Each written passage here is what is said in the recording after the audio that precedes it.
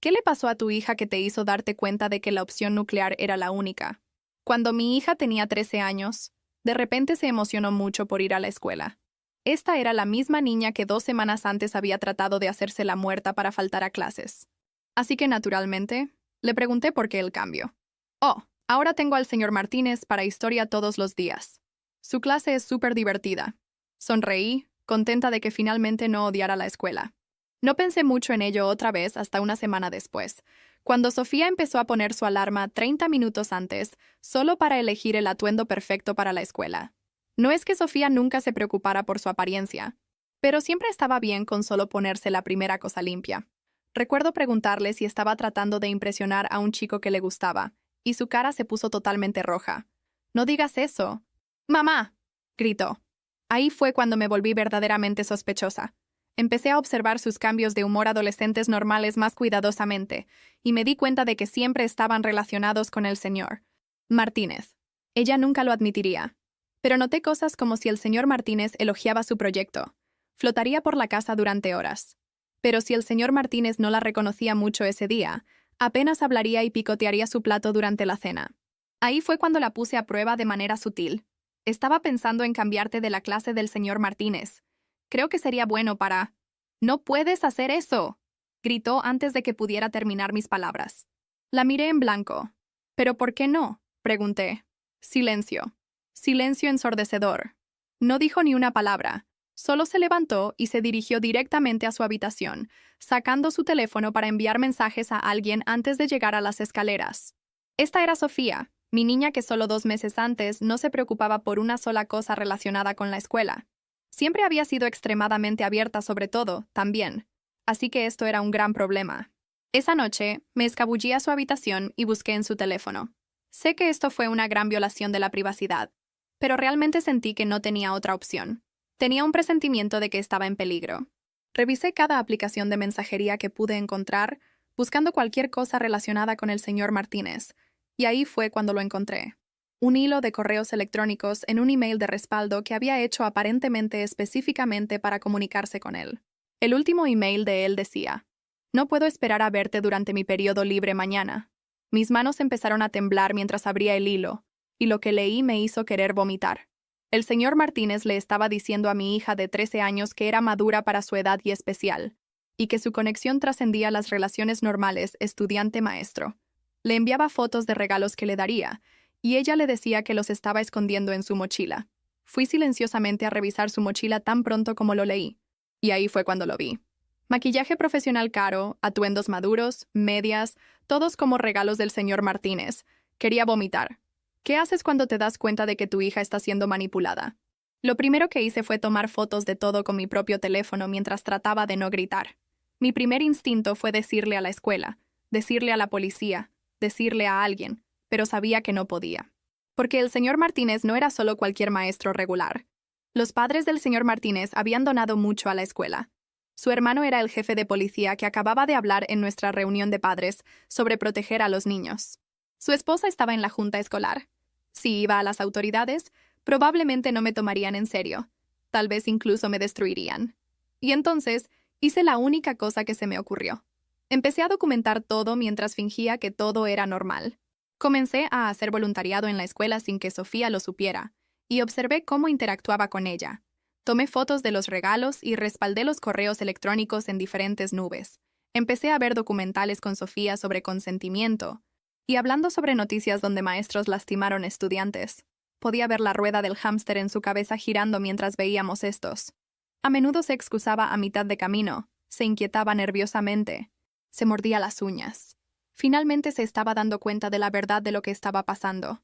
Desafortunadamente, este progreso fue interrumpido por lo que ahora es el peor día de mi vida. Martes. Sofía llegó a casa de la escuela temprano diciendo: «Lo vi, mamá», dijo. «Lo vi hacer con otra niña exactamente lo que hizo conmigo». Respiró profundo, como si la verdad aún doliera al salir. En el recreo, el señor Martínez le habló exactamente de la misma manera, las mismas palabras. «Eres especial, diferente de las otras. Me encanta hablar contigo», dijo esto mirándola a los ojos. Tocó su hombro, como lo hizo conmigo. Mi boca se secó. «Y la peor parte», continuó, su voz quebrándose, es que me miró después, como si nada hubiera pasado, como si fuera invisible, como si todo lo que dijo fuera solo ensayo. Mi corazón se apretó. Yo sabía. En el fondo, siempre lo supe. Pero escucharlo de la boca de mi hija, ver su cara implosionar, fue como recibir un golpe en el estómago. Sofía, no tienes la culpa de nada. Nada de esto es tu culpa, ¿está bien? Dije, tomando sus manos. Pensé que se preocupaba por mí, mamá, dijo. Pensé que era importante, que realmente me veía. Cerró los ojos fuertemente, como si tratara de borrar los últimos meses de la memoria. Dijo que quería conocerme hoy después de clase, que tenía un regalo especial para mí. No sabía qué hacer. No iba a ir. Pero ahora veo. Me mintió todo el tiempo. Me congelé. Esto ya no era una suposición. No eran solo mensajes sospechosos o cambios de comportamiento.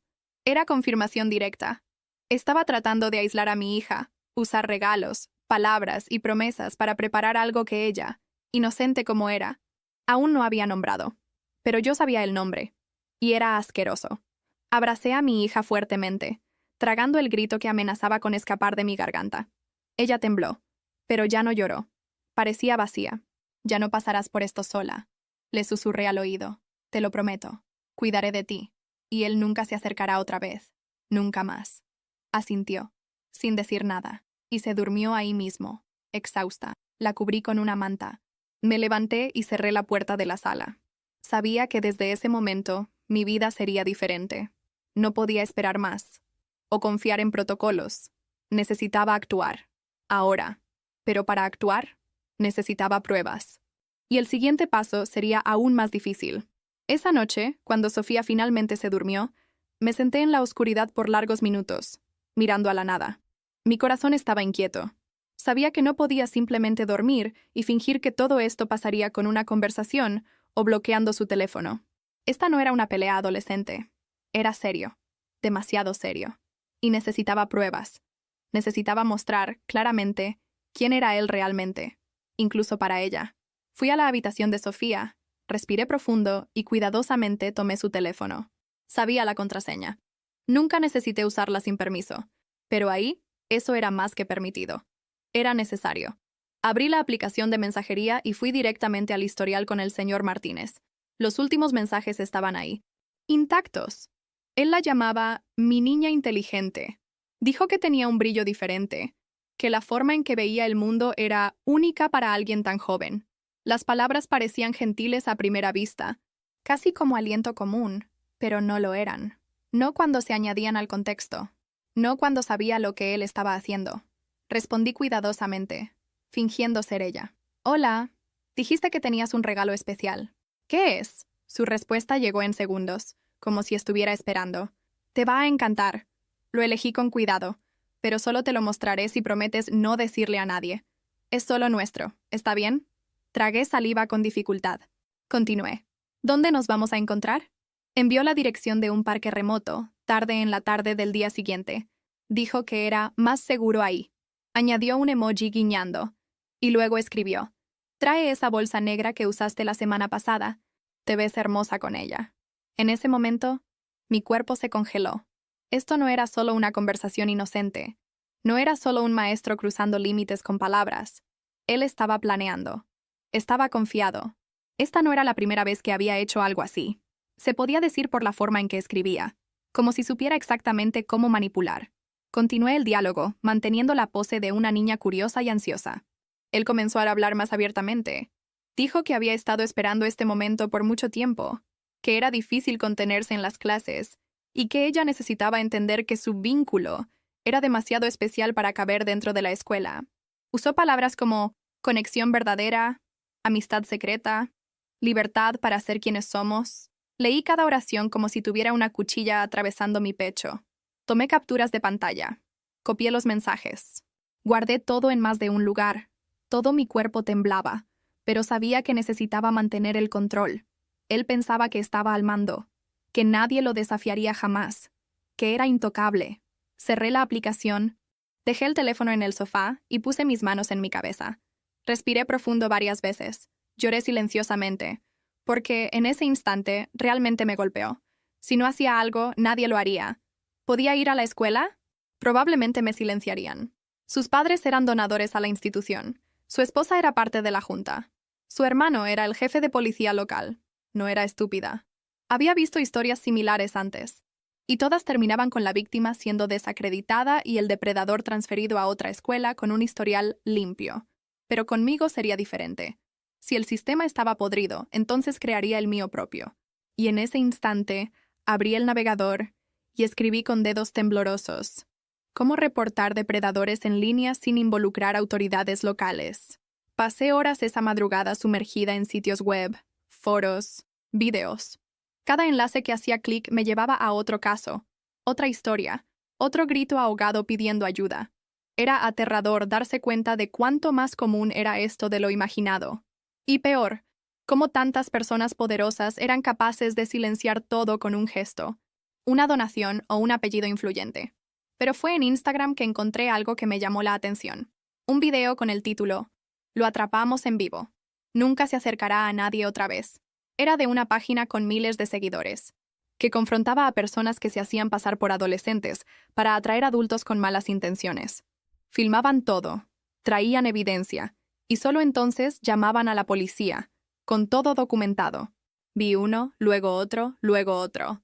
El patrón era el mismo. Asumían el perfil de la víctima, arreglaban una reunión en un lugar público, aparecían con cámaras y evidencia, y confrontaban directamente al agresor. No había gritos, no había linchamiento. Era estrategia, control, exposición. Eso era exactamente lo que necesitaba. Contacté el perfil, sin esperar una respuesta inmediata. Expliqué todo, que era una madre, que ya tenía capturas de pantalla de los mensajes, la dirección de la reunión, hora, todo. Envié capturas de pantalla. Reporté la historia. Me aseguré de ser clara y objetiva. Terminé con una oración que dolía escribir, pero era verdad. Si no hago algo ahora, lo hará con otro niño. Tal vez peor. Tomó tiempo. 1 hora. Tal vez 2. Y luego llegó la respuesta. Hemos leído todo. Es serio. Muy serio. Te vamos a ayudar. Mis ojos se llenaron de lágrimas. Esta vez de alivio. Me llamaron para una videollamada en ese mismo instante. Era un grupo de 4 personas. Todas con voces firmes pero respetuosas. Explicaron cómo funcionaría. Tomarían la conversación con el señor Martínez, manteniendo el perfil de Sofía. Jugarían su juego hasta el momento correcto. Arreglaríamos la reunión en un parque concurrido, preferiblemente un sábado, donde habría testigos y seguridad natural. Todo sería grabado desde al menos 3 ángulos diferentes. Y al final, la policía sería llamada con todo listo. Evidencia, ubicación, hora, historia. ¿Pero qué si se va? ¿Qué si corre? Lo prevenimos. No somos violentos, pero no somos estúpidos tampoco. Tenemos práctica, sabemos cómo manejarlo. Y no necesitarás involucrarte. Solo dinos dónde te sentirás segura. Transmitían confianza, seriedad. Nada como esas páginas sensacionalistas que hacen escándalos para conseguir likes. Estas eran personas que querían prevenir que más niños fueran víctimas. Dije que estaría de acuerdo. Por supuesto que estuve de acuerdo. Pero la verdad es que por dentro estaba en pánico.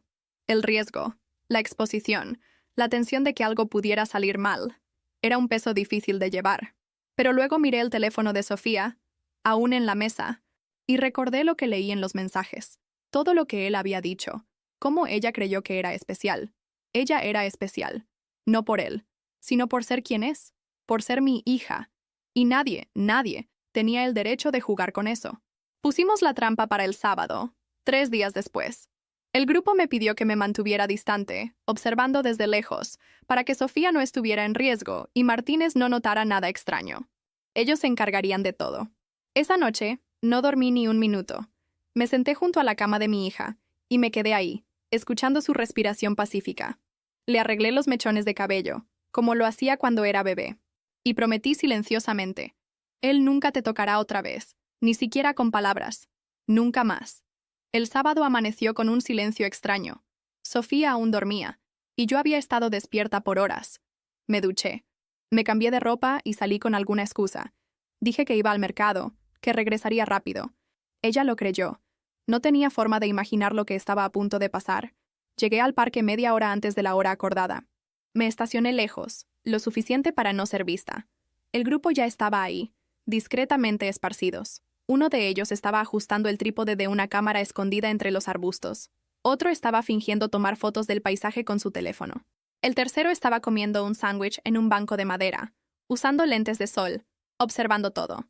Y el último estaba disfrazado como un adolescente común, usando su teléfono, fingiendo ser la Sofía que Martínez estaba a punto de conocer. Me posicioné detrás de un árbol, nerviosa, manos sudorosas, piernas temblorosas. Y entonces, él apareció. Por el sendero de grava, viniendo con un paso casi saltarín, ahí estaba. El señor Martínez. Camisa polo clara, jeans planchados, tenis nuevos. Hasta parecía feliz, relajado, como si esto fuera solo cualquier caminata, como si conocer a una estudiante fuera de la escuela fuera lo más normal del mundo. Se acercó al joven disfrazado, que continuó mirando su teléfono. «Hola», dijo con la voz que ya reconocía desde lejos. Fue en ese instante que el grupo se movió. 3 de ellos rodearon a Martínez en silencio, como cerrando una trampa con perfección. El que tenía la cámara se acercó desde atrás, ya grabando todo. «Señor Martínez», dijo uno de ellos firmemente. «Sabemos por qué está aquí». Se detuvo, sin entender. Miró alrededor, confundido. «Disculpe, ¿quiénes son ustedes?» «Somos personas que protegen niños, y tenemos todo lo que escribió a una niña de 13 años pensando que estaría aquí hoy». En ese momento, se puso pálido. «Esto es un malentendido», murmuró. «No hice nada. Esto es una trampa». «Entonces, ¿por qué arregló esta reunión?», le disparó el otro. «¿Por qué trajo este regalo?», y señaló la bolsa en su mano. Martínez comenzó a sudar. Trató de reír, disimular, decir que era una broma, que todo fue malinterpretado. Pero continuaron hablando, mostrando las capturas de pantalla, leyendo extractos de los mensajes, frases que él había escrito, palabras que usó para manipular. Comenzó a retroceder, a caminar hacia atrás. «Voy a llamar a un abogado. Esto es ilegal. No pueden...». «Lo que es ilegal es lo que estaba haciendo con una menor. Señor Martínez». Ahí fue cuando se dio la vuelta y trató de correr. Pero no pudo. 2 de los jóvenes lo alcanzaron rápidamente. Uno lo sostuvo del brazo. El otro bloqueó el frente. Perdió el equilibrio y cayó sentado en el pasto, sucio, jadeando y completamente expuesto. «¡No me toquen!», gritó. Pero para este momento, varias personas en el parque ya estaban mirando. Algunas estaban filmando con sus propios teléfonos. Otras estaban susurrando. La verdad se estaba esparciendo ante los ojos de todos. «Tenemos todo grabado, todo guardado, y ya llamamos a la policía», dijo el líder del grupo, mostrando su teléfono. Martínez aún trató de levantarse, pero alguien, tal vez por reflejo, lo empujó de vuelta. No con violencia excesiva, pero firmemente. Cayó otra vez, esta vez con una bofetada seca en la cara, dada por uno de los vigilantes, que miró a la cámara justo después y dijo: «Esto es por lo que trataste de hacerle a la hija de esta mujer». Mi corazón se congeló. Yo estaba ahí, a unos metros de distancia, y todos sabían quién era la madre de la niña. Nadie me miró directamente, pero me sentí vista, representada, vengada. Cuando llegó el patrullero, todo pasó rápido. Los oficiales de policía salieron apurados. Uno de ellos ya había visto el video transmitido en vivo y dijo que eso era suficiente para llevarlo bajo custodia. Martínez trató de explicar, trató de justificarse, pero no había dónde correr. Fue esposado ahí mismo, frente a todos. Mientras se lo llevaban, miró hacia atrás, asustado, perdido, avergonzado, y por un breve momento, casi sentí lástima. Casi. Pero luego recordé la expresión de mi hija cuando se dio cuenta de que había sido engañada. La forma en que lloró, como si su mundo se hubiera hecho pedazos. Y cualquier sentimiento de lástima se evaporó. Esa noche, de vuelta en casa, me senté en el sofá con Sofía y la abracé. Ella aún no sabía todo, pero podía decir por mi mirada que algo había cambiado. Y por primera vez en mucho tiempo, durmió con su habitación en paz. El arresto de Martínez no fue el final. Fue solo el comienzo. El lunes siguiente, recibí una llamada del detective responsable del caso. El registro y confiscación en su apartamento ya había sido completado. Y el contenido que encontraron... Bueno, ni siquiera necesitó describirlo. La pausa en su voz lo decía todo. Pero lo que me dijo después confirmó lo que ya temía. Martínez no estaba haciendo esto solo con mi hija. Encontraron intercambios de mensajes con al menos 4 adolescentes más de la misma edad. Algunas conversaciones archivadas, otras borradas pero recuperadas. Fotos, audios, pequeños videos. Había construido una rutina secreta, actuando calmadamente, usando los mismos métodos, las mismas palabras dulces, los mismos regalos caros. Y la peor parte, Había estado haciendo esto por años. Cuando el video de la confrontación en el parque fue oficialmente publicado por el grupo, con blurs de protección apropiados y explicaciones sobre el caso, explotó. Se volvió viral en cuestión de horas, y con él vinieron los comentarios, los mensajes, los reportes. Una madre escribió: "Este hombre fue maestro de mi hija en 2020. Tenía 12 años. Ahora todo tiene sentido". Otra, aún más directa: "Le dio un lápiz labial a mi hija en secreto. Pensé que era extraño, pero la escuela dijo que era amabilidad. Hoy estoy en shock. Llegaron docenas, tal vez más de 100, algunas viejas, otras actuales, todas manteniendo el mismo sentimiento. Algo estaba mal, pero nadie sabía cómo actuar. Nadie tenía pruebas. Hasta ahora. La denuncia formal pasó 2 días después. La fiscalía solicitó prisión preventiva. Y no tomó mucho tiempo para que llegara la sentencia también. Su nombre fue removido de la lista de personal de la escuela. Su imagen desapareció de la pared de educadores ejemplares. Pero ahora, todos sabían. Martínez fue sentenciado a un término largo, sin posibilidad de apelar en libertad. El video, las capturas de pantalla, los reportes, todo se sumó a un proceso sólido, irrefutable. Mientras tanto, Sofía cambió.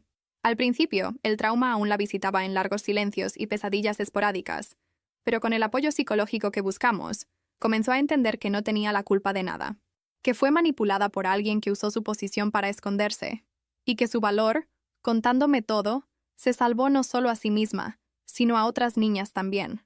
Recuperó la confianza gradualmente.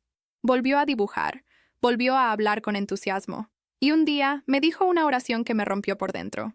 «Mamá, creo que quiero usar lo que me pasó para ayudar a otras niñas, para que no se sientan tontas como me sentí yo». La abracé tan fuerte que me quedé sin aire. Ya no era solo mi hija, era una sobreviviente, una voz, una luz para otras que podrían estar aún en la oscuridad.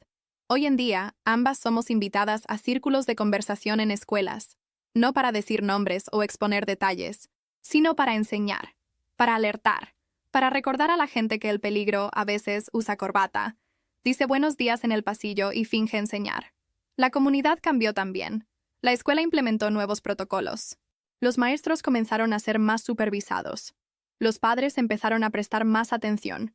Y más importante, los niños comenzaron a ser escuchados. De verdad. Y aún con las cicatrices, aún con todo lo que pudo haber sido evitado, hoy puedo decir, con el pecho firme, ganamos. ¿Y Martínez? Nunca tendrá la oportunidad de engañar a nadie otra vez. No con todo el mundo mirando. A veces me encuentro sentada en el porche, mirando el cielo de la tarde, y recordando todo lo que pasó como si fuera una pesadilla sin resolver.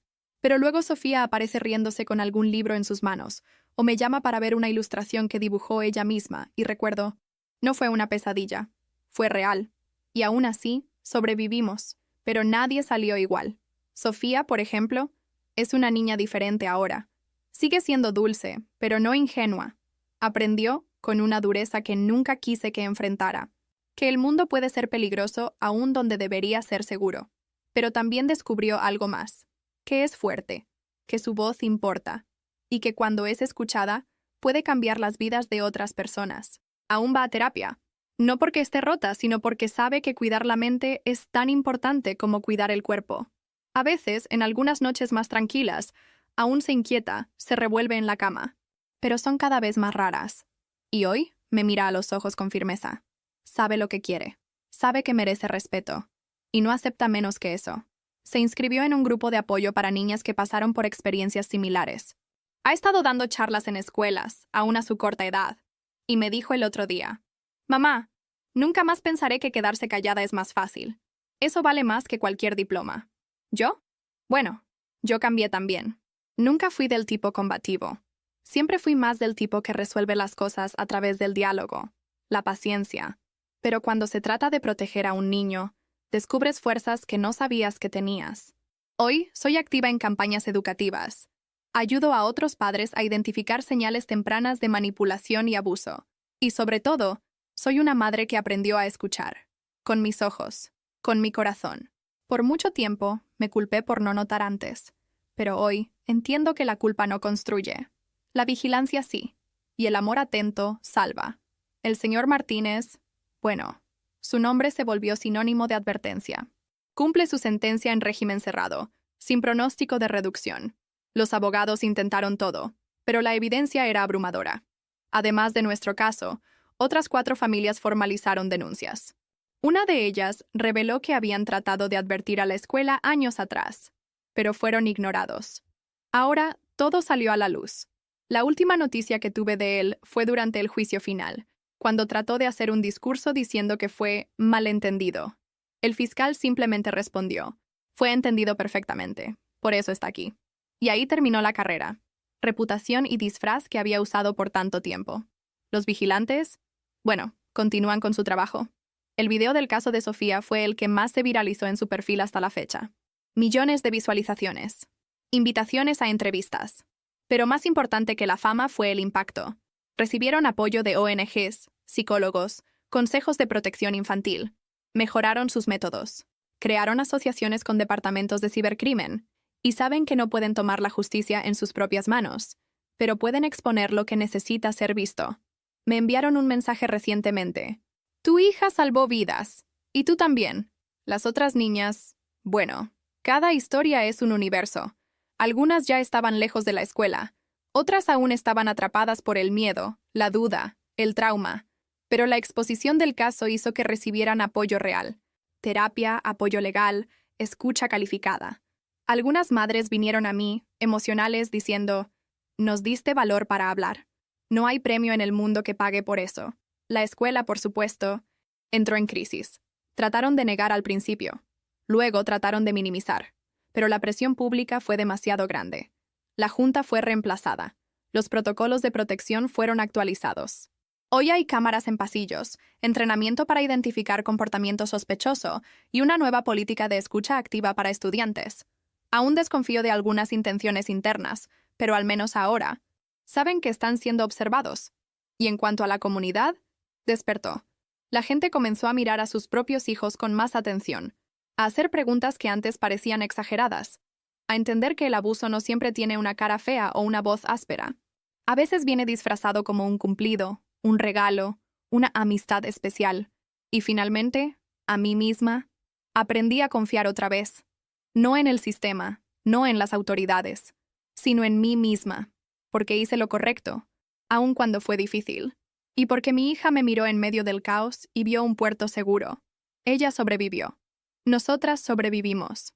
Y si hay alguien escuchando esto ahora, con miedo, con dudas, pensando que no podrá manejarlo, te digo, puedes. No estás sola. Y sí, puedes hacer algo, aun si parece pequeño. Aún si nadie cree al principio, porque todo lo que se necesita es una madre determinada, una denuncia hecha en el momento correcto, una verdad expuesta con valor, para cambiar todo. Esta fue nuestra historia, pero espero, desde el fondo de mi corazón, que ninguna otra madre necesite contar una similar. Nunca más.